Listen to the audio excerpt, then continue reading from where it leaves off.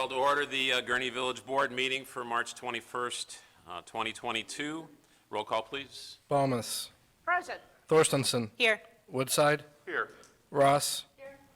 Garner. O'Brien. Present. Five present. You all stand with me to the Pledge of Allegiance. Pledge allegiance to the flag of the United States of America and to the republic for which it stands, one nation, under God, indivisible, with liberty and justice for all. Welcome everybody tonight. Glad to see a full chamber. So for starters, if we could have for the consent agenda, could we have a motion, please? Second. Motion by Trustee Balmas, second by Trustee O'Brien. Roll call, please. Balmas. Aye. Thorstensen. Yes. Woodside. Aye. Ross. Aye. O'Brien. Aye. 5-0. Motion carries. Pat, please. Item number 1, approval of resolution 2022-01, reallocating 2022 volume cap to the Village of Buffalo Grove, Illinois.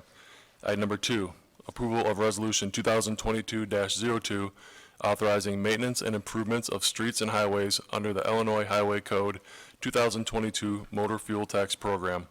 Item number 3, approval of Engineering Division's recommendation to award design engineering and permitting services for the Knowles Road pedestrian path project to the low bidder, Manhard Consulting, at a cost not to exceed $35,000.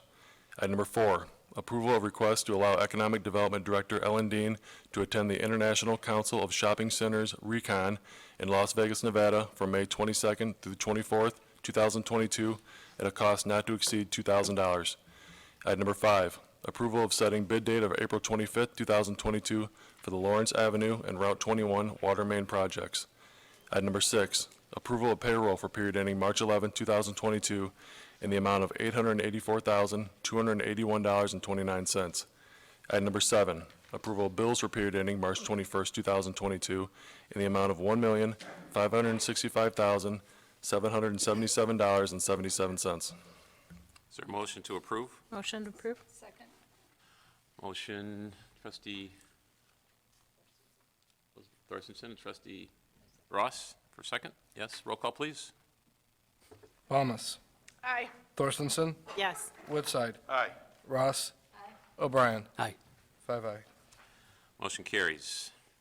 Next item, petitions and communications. The first item on that is presentation of the Gurnee Police Department's Everyday Hero Award to Emma Owen for her actions on February 23rd, 2022.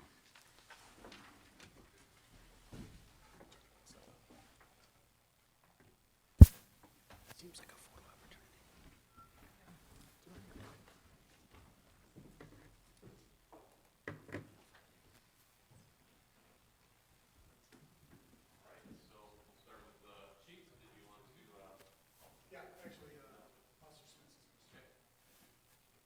Good evening, thank you for coming. Detective Smith, I'm the school resource officer for Gurnee District 56 schools. And approximately 3 weeks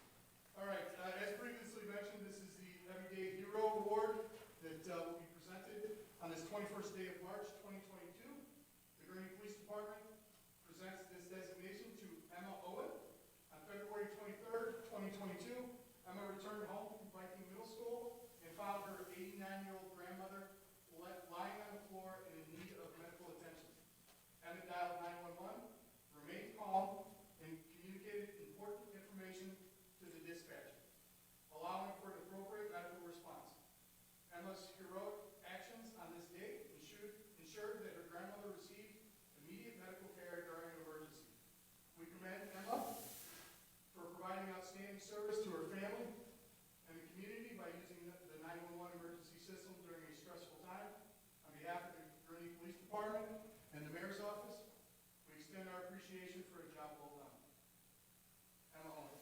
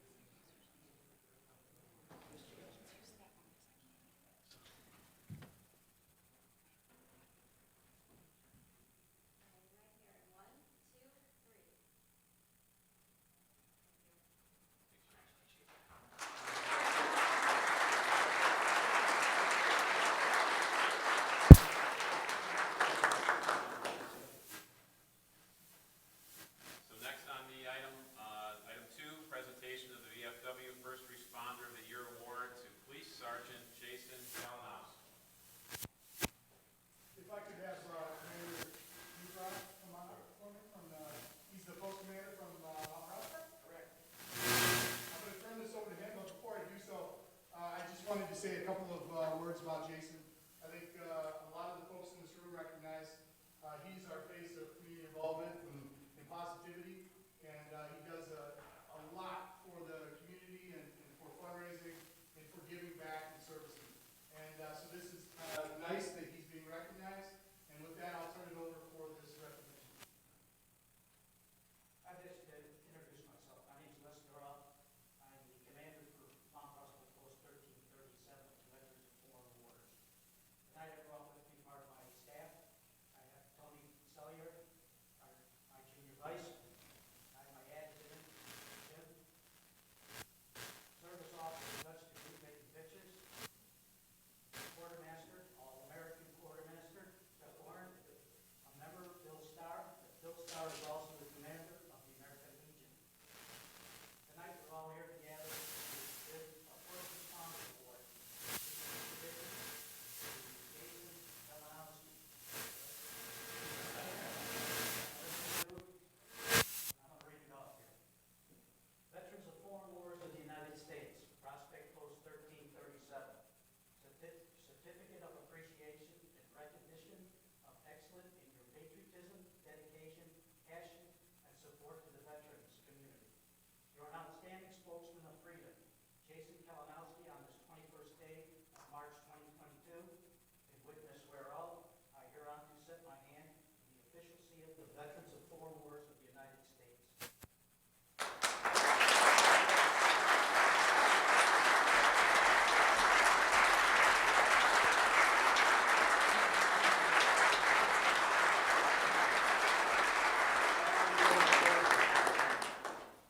Good night, stand by.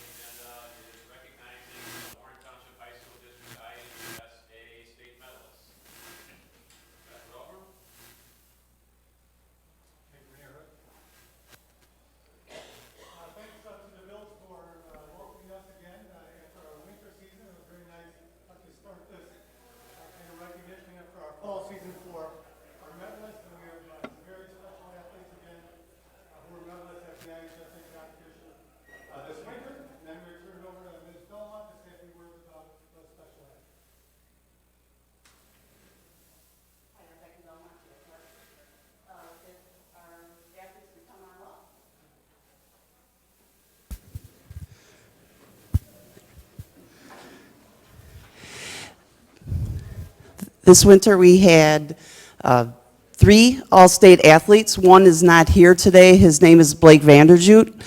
He is a diver that took fourth place at the IHSA State Finals. He couldn't be here tonight because he's also a volleyball player, and it's our first match of the season.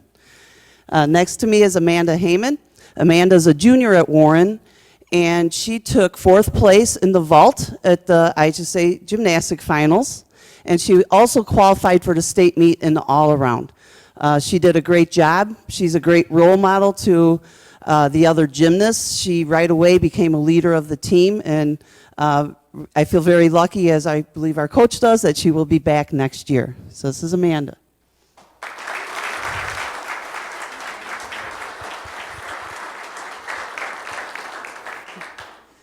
And next, this is obviously after she competed. This is Adriana Demos. Adriana took 3rd place in the IHSA State Girls Wrestling Meet. This was the first wrestling meet in IHSA history for girls wrestling, and she's our first all-state wrestler for girls. Big honor.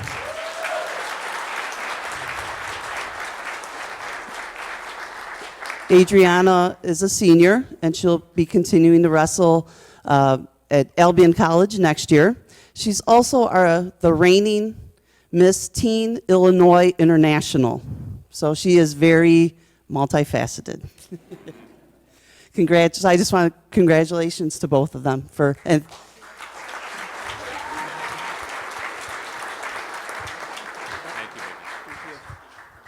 You want to say something? Take some pictures.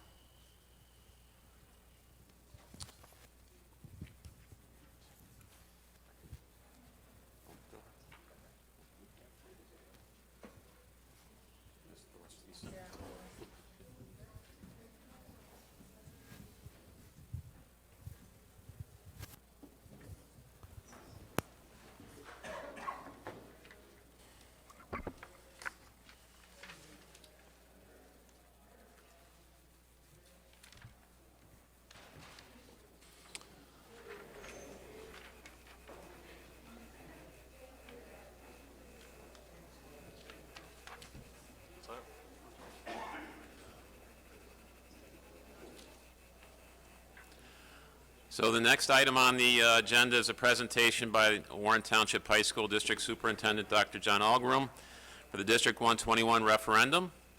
I just wanted to say a couple words before. As many of you might know, I graduated from Warren in 1978.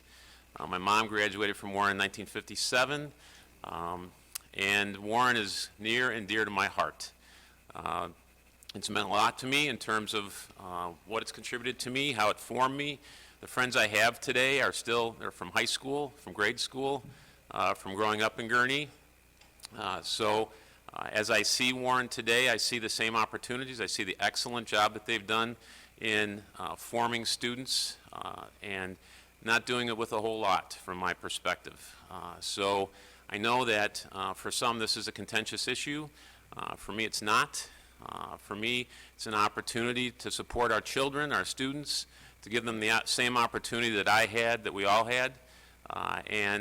Regardless of whether we might quibble with how the high school did something, right, wrong, or indifferent, at the end of the day, when you're the bottom in Lake County for the amount of money we spend per student, and we are in the middle for their performance, I'd say it's time to applaud what they've done as opposed to pick apart what they haven't done, in our opinion. So tonight it's an opportunity to see the numbers. That's really what it's about. And I know that the request is hard, financially hard, for all of us. For all of us that live in town, it means something. But at the same time, to not contribute to a child's education is a big deal. And just over the last couple weeks, as mayor, I've had the opportunity to have people talk to me where they are waiting until June 28th to see whether they're going to keep their business in town, whether they're going to develop in town. And I've never heard that before. I haven't been mayor for long, but as far as being a trustee for as long as I have, I just haven't heard that discussion, and I know that this is serious. Sometimes some people say that this is an opportunity, we'll cut a few programs to get people to get out. And to me, to take a look at what they've done with little is an opportunity to see that they finally said, you know what, we can't do it anymore. We can't provide an education to the children we have here because we don't have enough money. And when Dr. Algram stands up and goes through the numbers, it's hard to dispute that, though I know many do. So I just would ask that you give Dr. Algram a chance to describe the circumstances, and then certainly if anybody has questions or comments, we would be open to that. So, Dr. Algram. Thank you, Mayor Hood, and trustees for your attention. Mr. Mutes for helping arrange this evening as well. I'd also like to make sure the trustees are aware that our board president, Paul Schultz, is here, as well as our board vice president, John Anderson. So obviously they're very much involved from a leadership perspective in trying to make sure the community is aware of where we've been and hopefully where we're going in regards to serving our school district. For over 100 years, as Tom mentioned, while it's hard to talk to people about tax increases, it's also an opportunity whenever we get up to say how proud I am to represent Warren Township High School, and each and every year what our graduates do when they leave. It's been that way for a long, long time, and our relationship with the district as a whole has been remarkable. So I appreciate the time just to try to update the trustees and a little bit on our presentation. We have an abridged presentation from our normal presentation. Some of you I know have seen our full presentation, maybe at least a few times at least. Trustees, I know some of you have seen pieces of it. So we also have more presentations that are going to occur in the spring. So if you'd like a full presentation, either come out to one of those or they're on our website in English and Spanish, just for anyone who's here if you want the full presentation. I do want to make sure that we talk a little bit through what we're going to go through tonight. There is a little bit of an abridged agenda from where we usually are. I do want to make sure people are aware that back last April, we did have if people are not aware, we did have an operating rate question that the board had put on in front of the community that did not receive enough votes to pass. As a result of that, immediately afterwards, it became apparent that some of the reductions that we were imposing upon our school district necessarily because of finances were going to start to become a little bit more impactful in regards to our students. So immediately, in addition to our board making a stand about trying to get it on the next available ballot, we wanted to make sure that we went out to as many groups as possible to provide information, because there were a number of people after the last election that said, I didn't know anything about it. We want to just try to make sure that whether people, that's not necessarily as prominent as it was last time, that as many people have as much information as they need in order to make an educated vote in June. Also want to make sure that for moving forward, that we talk just a little bit about the fact that this isn't a new problem for us. We have, as Mayor Hood mentioned, been trying to get by for quite a while with less, and I think the district's done a great job with that through creativity and cost-cutting measures over years. This has gone on for at least 20 years. Finance people probably don't like to hear this, but it lends weight to how long this has gone on. I think the district has had 20 of our last 27 operating budgets have been deficits. Just by trying to get by with low revenue, we've just ended up with deficits that many years.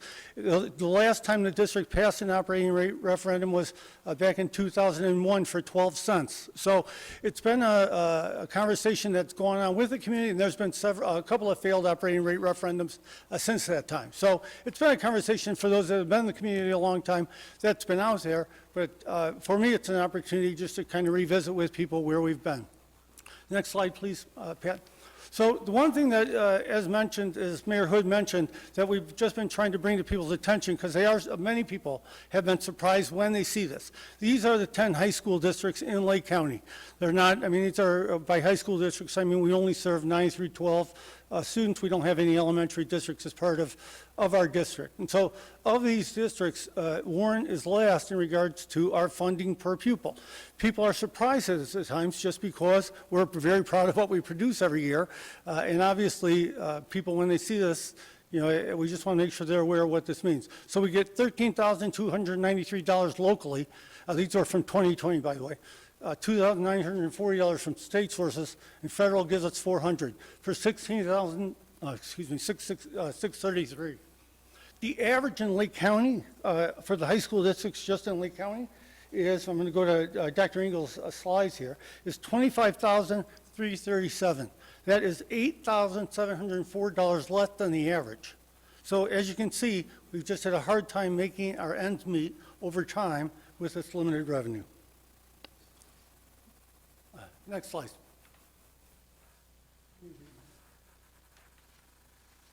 So fortunately, the Board of Education on August 17th, the WTHS Board of Education approved a resolution to place a 60-cent limiting rate question on the June 28th, 2022 ballot. It provides approximately $13.25 million in additional revenue annually, with an estimated tax impact of $200 per 100,000 of a home's fair market value. We make sure that's part of all of our presentations so that we are very honest and transparent in regards to the cost it will be for the taxpayers. Next slide. So the question is, what would Warren Township High School do with that money? And we're really focused on 4 pillars. And this is how we're going to invest in our students to continue to produce fine students in partnership with our parents and our community. We really want to focus on 4 things. First and foremost, we want to preserve the 8-period day. Okay, currently our students take 7 classes and they have a lunch, and that's the 8-period day. We want to improve our academic supports and mental health services, and we want to restore and protect our activities and athletics. Those are the 4 pillars that we will focus on with these additional funds. Next slide. Preserving the 8-period day, why is that important? When you move down to a 7-period day, when kids come into Warren Township, they kind of have a choice for 2 electives and 2 career pathways, or 2 choices on what interests them with their electives starting their freshman year, which takes them down a path all the way to their senior year when they're choosing different courses. When you move from an 8-period day to a 7-period day, instead of kids taking, let's say, band and Spanish, Project Lead the Way and Spanish, it becomes an or. They can only choose one. They don't get both, which boxes them out of those programs that are 2- and 4-year programs. Particularly Project Lead the Way is a great example that is an outstanding 4-year program that quite a few of our students take advantage of. If they choose that, then they got to give up Spanish and they got to give up band and forget about taking an art or a business class. Okay, so that becomes an or. So that 8-period day is critically important for our students to have choice and choose their career paths and what they're going to do post-secondary. In addition to just thinking about the choices I just made, also some of you are familiar, particularly if you've had kids come through Warren, the tech campus. We're blessed to have the tech campus here in Lake County, and it's very close by. Our students have the opportunity to travel over there 3 periods a day to take career technical courses. On a 7-period day, right now they have an option to do that their junior year and senior year. They no longer have that their junior year. They would only have place in their schedule during their senior year, which obviously boxes them out of those 2-year certification programs that almost 20% of our almond population go over to this tech campus every single year on average. So it's quite a few kids that are going to be impacted by that impact. In addition to our elective AP courses, again, if you've had kids go through, you know they've had a lot of choices with AP courses. Those are typically elective courses. When we go to a 7-period day, some of those courses cease to exist because students won't have space in their schedule to take those particular AP courses. And for those students that are going to college, those are critically important not only to prepare them, but also potentially to save their families money where they don't have to pay college tuition for courses. Next slide. Impact on our academic support and mental health services. Because we have cut next year in the fall, we will have 79 cuts, and that includes quite a few teachers. As a result of that, we've had to stop offering our resource room or tutoring rooms during the school day so a kid could go there instead of study hall or in place of their lunch to get help, whether it be in math or English or science or social studies. Because we're cutting so much staff, we can no longer offer those academic supports.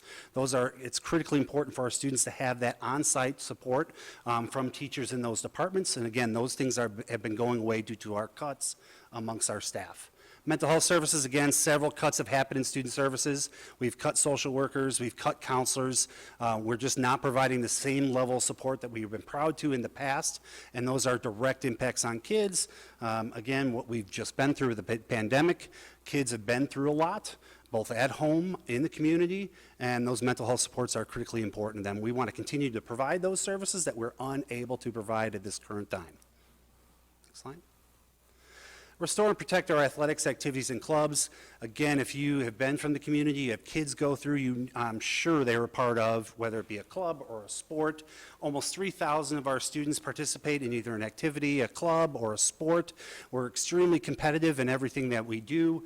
We're very proud of our sports program, as evident tonight, and you had some people here in the fall. Our clubs are very active, especially out in the community. You're probably familiar with FBLA. It does a lot of community service projects out in the community. Our students of service that are constantly volunteering and helping the elderly out in the community, whether we're raking leaves or taking care of things around doing different service projects. Our kids take full advantage of the activity programs we have in place, and we're very proud to offer those.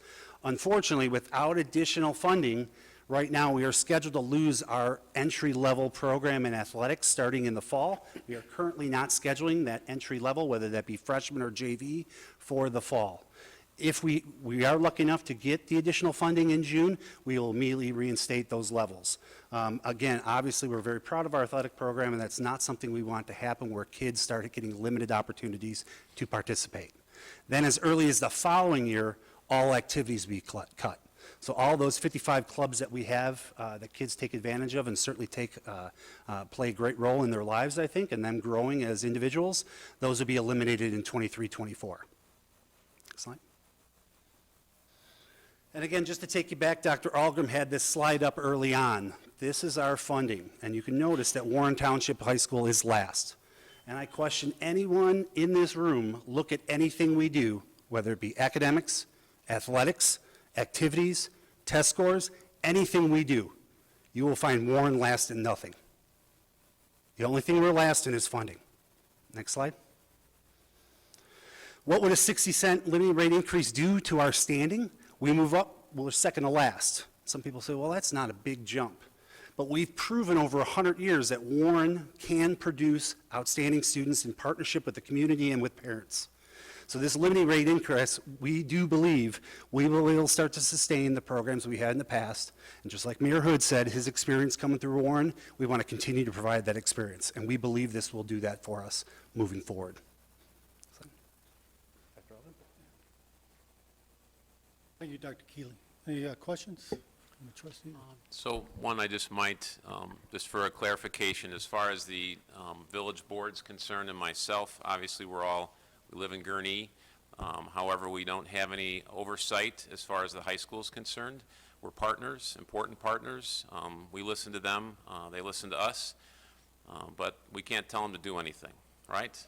So if Dr. Algrim and the board wanted to do something, then the village board can clap or we can frown, but it's their choice. But at the end of the day, we each have a vote.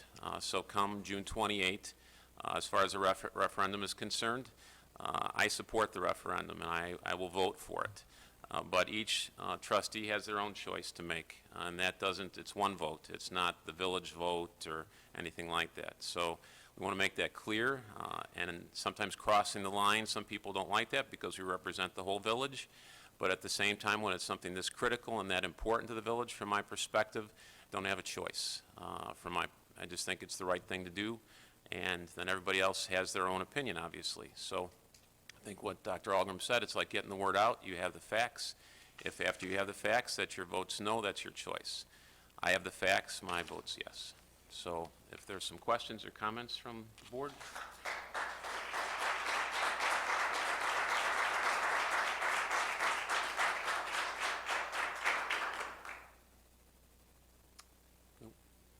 I would just make a comment. I think that it's really important to be informed on all of the all the information that's out there and make an informed decision. But I will also say publicly that I think this is an important investment in our community, and I support the referendum.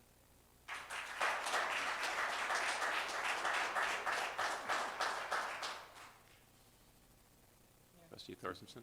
So I was brought up in a family of education. My mother was an English teacher for quite a long time. My children did very well at Warren, and I want to say that my mother, my sister, who live in town, my husband, and myself will all be voting yes.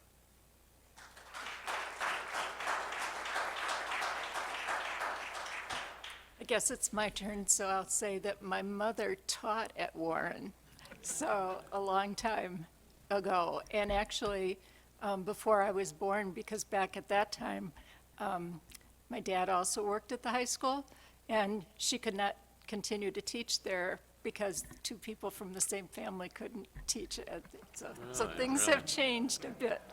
And so, yes, of course, I graduated from Warren also. My kids all went there, and very supportive, and will tell everybody I know, go vote yes.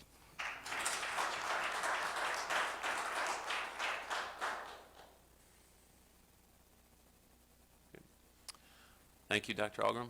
Thank you very much. And if any of you just know of other organizations in town or other groups that would like a presentation just with the information, please don't hesitate to reach out. We'd be more than honored to do that. So, thank you. All right. Thanks for your presentation. All right, so item number 5 is approval of proclamation designating April as Fair Housing Month in the Village of Gurnee. Civil Rights Act was signed on April 11th, 1968, and guarantees equal housing opportunities for all citizens. The Village of Gurnee supports fair housing laws and programs to eliminate discrimination, and we support equal housing opportunities for all citizens. Fair housing groups such as Fair Housing Center of Lake County and Prairie State Legal Services are local organizations that the Village of Gurnee supports that work to end unfair housing practices. Now therefore, I, Thomas B. Hood, Mayor of the Village of Gurnee, do hereby proclaim April 2022 as Fair Housing Month. All those in favor? Aye. Want a roll call? Motion, no, sir. Okay, So motion? moved. Second. Motion by trustee O'Brien, second by trustee Thorstensen. All those in favor? Aye. Thanks. Next item is approval of proclamation designating April as 911 Education Month in the Village of Gurnee. Thousands of 911 calls are made every year by children who were properly trained on the use of 911, resulting in lives saved, which underscores the critical importance of training children early in life about 911. The growth and variety of means of communications, including mobile and internet protocol-based systems, impose challenges for accessing 911 and implementing enhanced 911 and requiring increased education and awareness about their capabilities. The Village of Gurnee calls upon all government officials, parents, teachers, school administrators, caregivers, businesses, non-for-profit organizations, and the people of the United States to observe such a month with appropriate ceremonies, training events, and activities. Now therefore, I, Thomas B. Hood, Mayor of Gurnee, do hereby proclaim April 2022 as 911 Education Month. I call upon all government officials, parents, teachers, school administrators, caregivers, businesses, non-for-profit organizations, and the people of the United States to observe such a month with appropriate ceremonies, training events, and activities. Is there a motion? So moved. Motion Second. by trustee Woodside, second by trustee Thorstensen. All those in favor? Aye. Say aye. Aye. Item number 7, approval of proclamation designating April as Child Abuse Prevention Month and recognizing the Blue Kids Lake County Project. Effective child abuse prevention programs succeed because of partnerships among families, social service agencies, schools, religious and civic organizations, law enforcement agencies, and the business community. The Village of Gurnee encourages all citizens to join in dedicating their energies to cherishing our children and helping them grow and develop free from physical, emotional, and sexual harm. Now therefore, I, Thomas B. Hood, Mayor of Gurnee, do hereby proclaim April 2022 as Child Abuse Prevention Month. I call upon all citizens, and I encourage all citizens to join in dedicating their energies to cherishing our children and helping them grow and develop free from physical, emotional, and sexual harm. Is there a motion? So moved. Motion by trustee Balmas, second by trustee O'Brien. All those in favor? Aye. The last proclamation, approval of proclamation designating April as Alcohol Awareness Month in the Village of Gurnee. Alcohol Awareness Month was established as a nationwide effort to provide the American public with information about the disease of alcoholism and with the serious problem of alcohol abuse. Alcohol Awareness Month will serve to remind us that alcohol is a major factor in motor vehicle crashes, homicides, suicides, and unintentional injuries, which are some of the leading causes of death among youth. Now therefore, I, Thomas B. Hood, Mayor of the Village of Gurnee, do hereby proclaim April 2022 as Alcohol Awareness Month in Gurnee and urge all residents to support the efforts of those working in preventing underage drinking. Is there a motion? So moved. Motion by trustee Balmas, second by trustee Woodside. All those in favor? Aye. Aye. For a couple of items, just a reminder that the 2022-23 budget hearing is at 6:40 p.m. on April 4th, 2022. We also have a committee of the whole meeting that's scheduled that we do not have anything scheduled for. So is there a motion to eliminate it? Motion by Second. trustee Balmas. Second. By trustee Thorstensen. Roll call, please. Balmas. Aye. Thorstensen. Yes. Woodside. Aye. Ross. Aye. O'Brien. Aye. 5 aye. All right, motion carries. So we'll move on to reports. And this is a presentation by Management Analyst Jody Luca, Small Business Capital Investment Grant Program Update Number 2. So I'll just say quick before Jody gets started here, even though there's no committee of the whole, the April meetings will probably have pretty heavy agendas. So the 4th will have the budget consideration on there. And if that's approved, we'll have our capital purchase to get in line with that, given the supply chain issues. And then April 18th, Craig Rapp, our strategic planning consultant, will be here to review the environmental assessment. So that'll include information from the survey and the focus groups that he'll run through with the village board. So he anticipates that will take about an hour. So lots of fun activities coming up in April. So if anyone's feelings are hurt about no committee of the whole, we'll make up for it. So, all right, Jody. All right, well, thank you very much for inviting me to come speak with you. This is update number 2, and we've had a lot of activity happen since my last update. So we, at this point, have had 24 qualified applicants apply for the Small Business Capital Investment Grant. I've been working one-on-one with each business that's come into town. The breakdown is we've had 11 restaurants apply, 12 retail locations, 1 amusement location. And so far, the amount of money that has been allocated from the original round of funding is $199,805.70. And the funds distributed thus far, $136,557.84.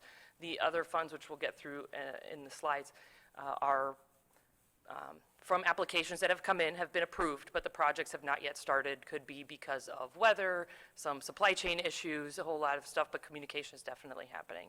And looking at the last line where the approximate project investment is almost $1.4 million.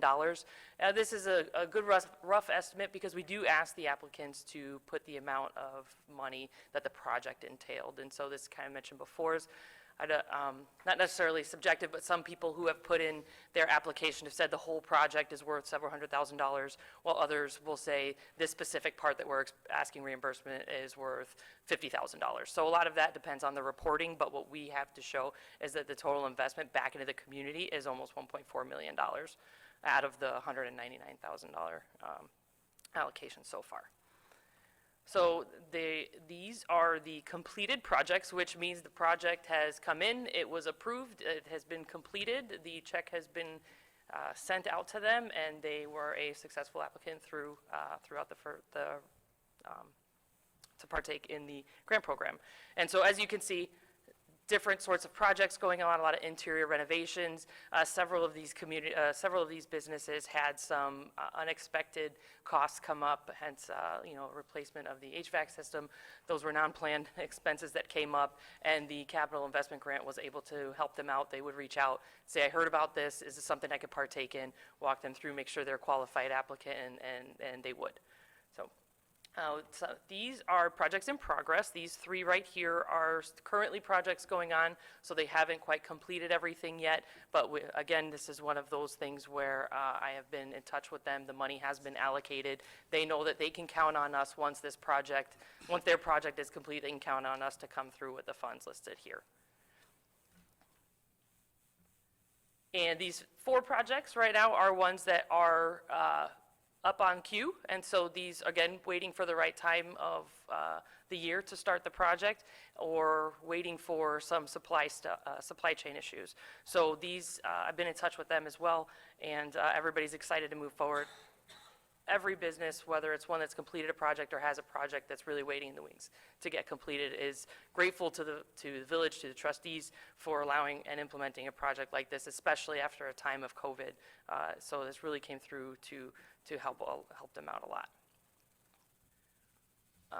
We are working on some current efforts, and at this point, all of the East Grand Corridor Shopping Center owners have received a direct mailing from the village informing them about the program, and that was catered towards them as a building owner. As well, all of the independent restaurants within the community have received a letter as well. And I have started to get some phone calls from them, and I'm working forward with a few more. Those just went out last week, so the applications haven't been received yet, but we're in communication, and they're looking forward to it. And for as much as we've gotten this out, I think you all could probably are familiar with this. As much information as we've got now, a lot of people still don't know about this. So if there is anybody or is a business owner that you've talked to and is asking for any help, please have them reach out to me. I'd be more than happy to walk them through this step. And again, we're continuing to work with the current applicants to make sure that we can get some funding with them. I was talking with Shawarma King, the business owner of Shawarma King, and he was grateful for this, had no idea that the village of Gurnee would even consider it, and now is talking to me about opening up a potential restaurant on the west side of town, because the east side is doing so good. So I'm going to, help him out, and I keep reminding him that the grant funding is there, especially if there's a different location. Once the budget is passed and if the grant is included with that, we're going to kind of curtail the message a little bit. I've talked to Ellen on this, and really focus on some building owners and business owners, and letting them know, if you're thinking about a project, we have this for you. So the first round of funding really focused on projects that were done that came up at the last minute, and then this next round is going to kind of help those that are considering whether or not they're going to invest in their business, and help them out and let them know that we do have the resources to, if they're contemplating to go ahead with it. Are there any questions? Questions, Trustee Thorstensen? So you read my mind, because I was thinking, what if these business owners got really busy and we missed an opportunity to help them out? So you talked about your communication. It sounds like you said in rounds or in cycles. So what's the frequency in which you're reaching out to our business owners? So at the beginning of the program, the activity was a lot, and we were fielding applications a lot more. And now that has slowed down, reaching out to the businesses, and with some of the relationships that we've been able to build, we're realizing where some of those dearths are. So at that point, some of these communications, I wouldn't say there's a methodical time increment to reach out to them. We're going to somewhat alter the message to help and business owners know that this is here to help them out. And I think that the most important part is really just, I've done a lot of boots on the ground footwork walking into these restaurants and small businesses, and a lot of phone calls, and I'm going to keep doing it. A lot of them had said this time of the year is, when it first came out, fall was a busy season for them, asked me to come back. So we're keeping that going. Whatever it takes to get the message out that the village is helping our business community is really what the priority is, and that's what I'm focusing on. Thanks. We know we always need 10 Jodys, so. Any other questions or comments? No? Jody, just say thank you very much. I just, oftentimes programs like this either aren't used or they end up causing hard feelings somehow. And I really appreciate your personal touch. It makes all the difference to be out there with the businesses. It's not just a cold application, it's a person, and the follow-up is important. So you make a big difference in that, so thank you. Thank you. My pleasure. Right. On to new business, approval of ordinance 2022. 11. Amending the redevelopment agreement with Kensington Development Group LLC for property located at 7735 Grand Avenue, Gurnee, Illinois. Sure. I had a memo from Dave Ziegler, our Community Development Director, and Ellen Dean, Economic Development Director, on this, and then also a copy of the agreement at your spot tonight, which didn't make the packet. As you know, Kensington has been out there in front of the former Lowe's site working on the Cooper's Hawk, restaurant pad, so the underground utilities are underway right now. They submitted for the building permit, went through the plan review process. The permit is ready to issue. It's a little over $99,000. Upon learning of that, Kensington asked if that $99,000 could be applied towards the $600,000 direct contribution that the village has per our incentive agreement once occupancy is received and the doors open. So you remember the total agreement, incentive agreement was $1.5 million, $600,000 up front when they open, and then the other $900,000 is sales tax sharing, that revenue that they generate back with them. So what this would do would take that $600,000 that the village owes Cooperstock up front and reduce that by $99,000, taking that down to right around $500,000. So it's really no skin off our teeth. It's that much less we have to provide them up front. They were amenable to that. So we worked on a simple one-pager. Attorney Winter has reviewed it, and it's now ready for your consideration. Any discussion? Move to approve. Motion by trustee Balmas, second by trustee Ross. Roll call, please. Balmas. Aye. Thorstenson. Yes. Woodside. Aye. Ross. O'Brien. Aye. 5 aye. Motion carries. Item number 2, approval of ordinance 2022, 12.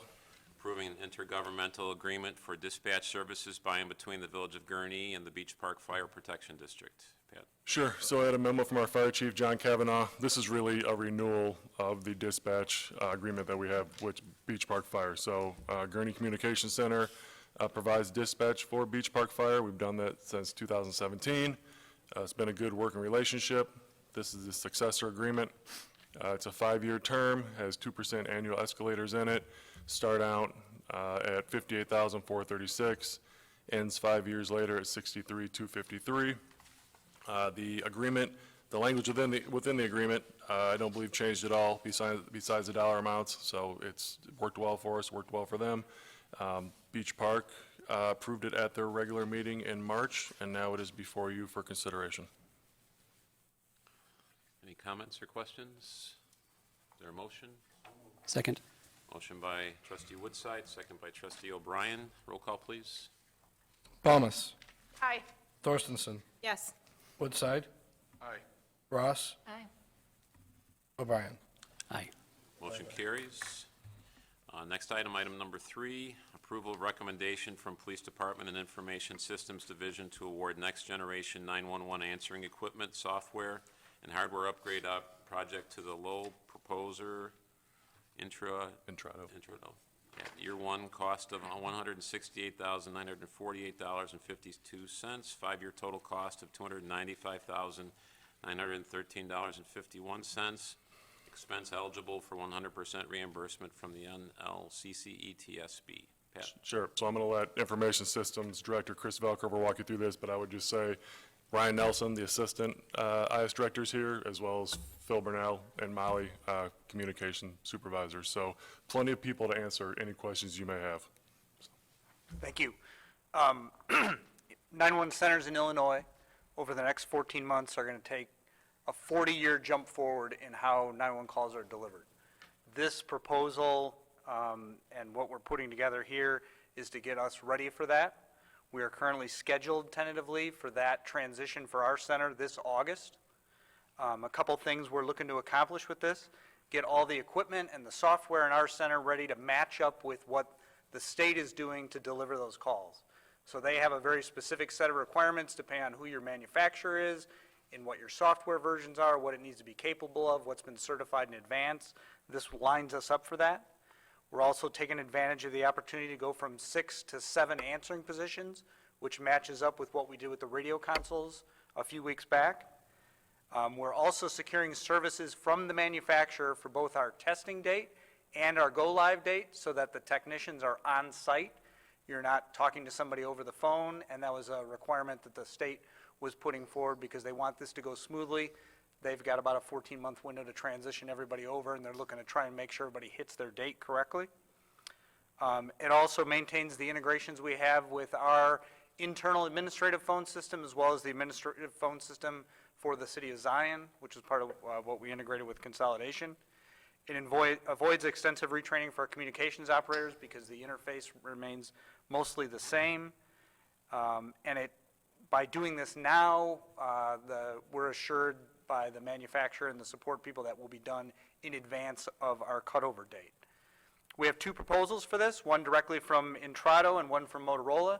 When we did this originally, Motorola resold the Intrado equipment. That relationship has now shifted where Motorola resells a different manufacturer. So by going to Intrado directly, you can see in the pricing that we sort of cut out the middleman on that to help contain those costs. And lastly, I'd like to say this is a great opportunity. Ryan Nelson's been through this before when we changed it, but for Molly Jones, this would be great for her to be in on the ground floor of the changeover and whatnot. And we can always bug Phil if we need to on that. I'd happy to answer any questions. Any questions? Nope. Trustee Thorstensen? Sorry, I'm so chatty tonight. But this is the one that I think I've been talking to Phil about for like every 6 months. I'll ask him what's going on with it. Because early on in emergency management, I was learning that when there's an active shooter or workplace violence, that we can't text a 911 group. And now anybody will be able to text a 911 when they are choosing not to use their phone to talk, right? So there's really two parts to that. This is the delivery mechanism. It creates that pathway for those texts and whatnot to come in. But the state has a follow-on project, and they're targeting roughly the first of the year for that second part. This gets our equipment ready, this gets the pathway ready, but there still are a few knobs and switches to be turned to accomplish just that. But you're exactly correct in terms of text, and also things down the road like sharing video is also supported by the network. Thank you. Anybody else? Thank you, Chris. Is there a motion? Motion approved. Second. Motion by trustee O'Brien, second by trustee Thorstensen. Roll call, please. Balmas. Aye. Thorstensen. Yes. Woodside. Ross. Aye. O'Brien. Aye. Bye-bye. Motion carries. Send to business. We now have public comment. Anybody that would like to speak could step up to the microphone, state your name.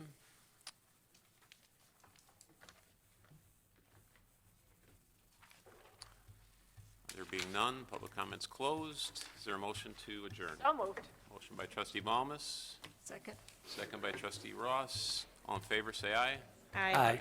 Motion carries.